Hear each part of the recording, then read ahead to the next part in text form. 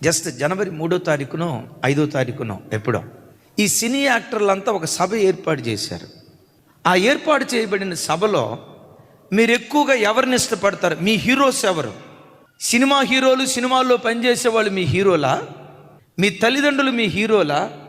దేవుడు మీ హీరోనా అని అడిగితే విచిత్రం ఏంటో తెలుసా? సినీ యాక్టర్లే మా హీరోలు అని 13% పెడితే, మా అమ్మే మా నాన్నే మాకు హీరో అని 3% పెడితే, దేవుడు అనే స్థలానికి వచ్చేసరికి 0. ఒక్కళ్ళు కూడా మాకు దేవుడు కావాలని అనలా.